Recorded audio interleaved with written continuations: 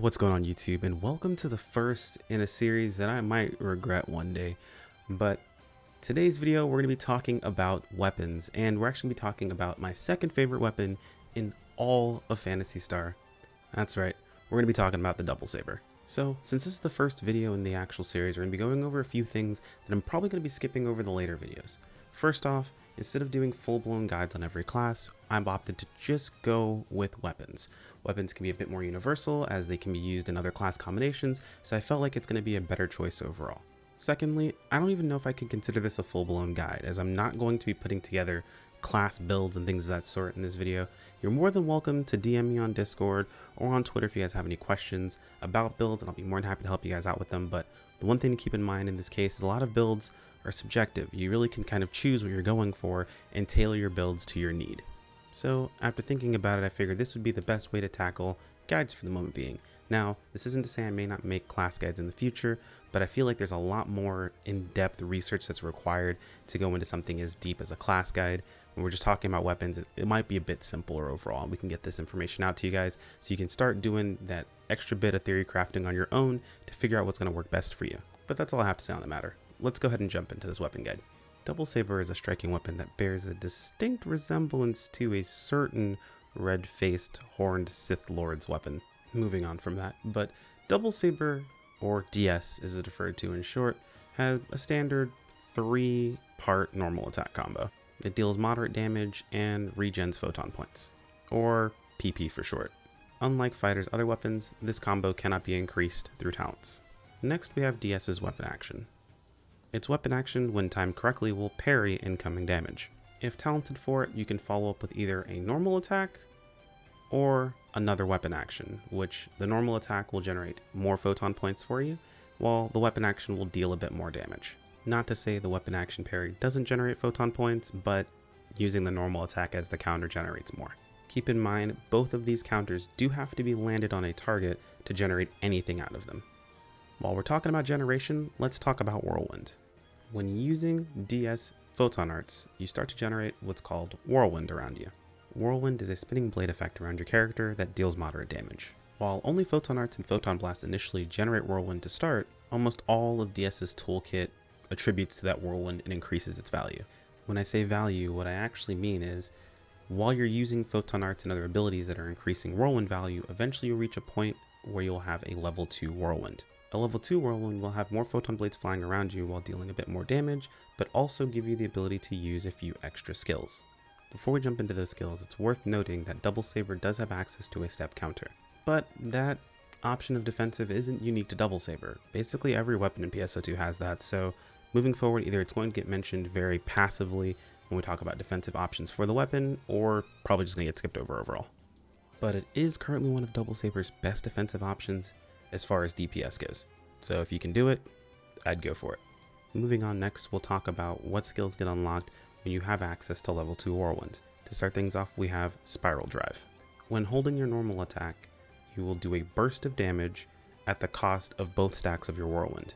While this does do decent damage, what really makes it shine is its burst of active PP recovery. The second skill that we have access to is Deadly Archer. Again, at the cost of both of your stacks of Whirlwind, holding your weapon action charges your Double Saber and has you throw it forward like a buzzsaw, dealing high amounts of damage. It's worth noting, while charging and throwing the weapon out, you do have passive PP recovery, so any skills you might have or any subclasses that might pertain to passive PP recovery will be active during this time. Next, we're going to be talking about Double Saber's Photon Arts, or PAs for short. Now, fighter PAs are a bit unique in the fact that they actually are 2-part PAs. What that means is pressing the PA button once will actually get you 2 attacks. This attack can be interrupted by either another Photon Art or the same one pressed again. Now, because of this, Fighter uniquely has a skill on its skill tree called Skip Arts. Now, to properly talk about PAs, we do at least have to talk about this one skill, so we're going to talk about it really quick here. What Skip Arts does is allow the fighter to skip to the second half of its Photon Art, of course if talented, if not pressing any directional buttons when you press the Photon Art ability. That means is as long as you're not pressing any of your directional buttons when you press a PA, it does the second half of the PA immediately instead of the entire thing. Now, if you are pressing any directional buttons, it'll do the entire PA from start to finish. And that's it, so let's jump back over to Double Saber.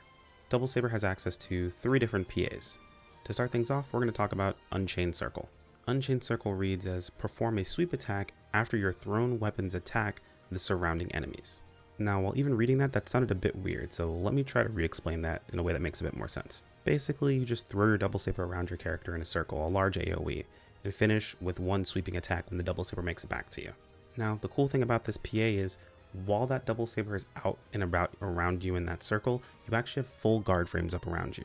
What that means is if a target hits you or anything along those lines, if you get hit with, say, an AoE breath attack or anything like that, you are completely guarded and keep from being knocked back as well as taking any damage. You also have a small guard frame on you right when you get a hold of your weapon and swing it that one last time. So if you're looking for just a quick guard frame, you can use the Skip Arts version of the PA. The next PA we're going to be talking about is Quick Gash. Quick Gash reads, spawn a tornado while moving backwards after a quick sideways sweep. It's worth noting during the second half of Quick Gash, you do also get guard frames when you kick back and summon the tornado in front of you. That tornado also does stay and deal a bit of ticking damage on the target as long as they're within the tornado, it does not follow them. And last, but certainly not least, we're going to talk about the one PA so far that has caused so much chaos recently in PSO2. That's right, Julian Dance. Julian Dance reads, quickly close in on an enemy and unleash a string of strikes.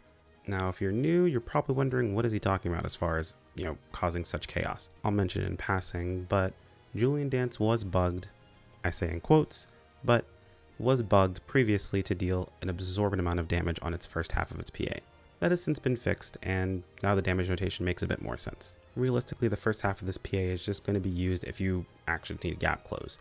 The second half is where most, if not all, the damage actually is, and it looks pretty cool too.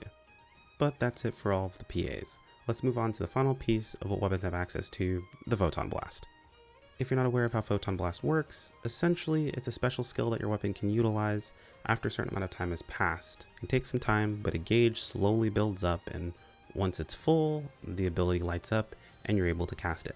Of course, using Photon Arts in any of your weapon's abilities does build this gauge. And in the case of DS, you unleash a pretty crazy whirlwind of skills, but most importantly, you fully recharge your whirlwind back to level 2. So if you're looking to drop one of these PBs on a target, you may want to expend your whirlwind with maybe a deadly archer or a spiral drive quickly first, and then jump into your PB. That way you can get another one of them, possibly right after. And that's it. Huge thanks to everyone. Like I mentioned, this is one of my favorite weapons, actually my second favorite weapon in all of the Phantasy Star series. So I really wanted to make sure that I covered just about everything I could when it came to the weapon itself. But I also wanted to make sure we didn't get into too much detail, as theory crafting can have you all over the place. If I missed anything, or if you guys happen to have any questions, feel free to keep them in the comments below.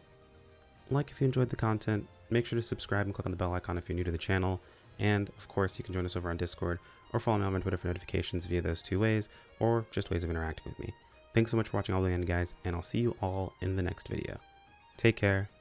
Peace out.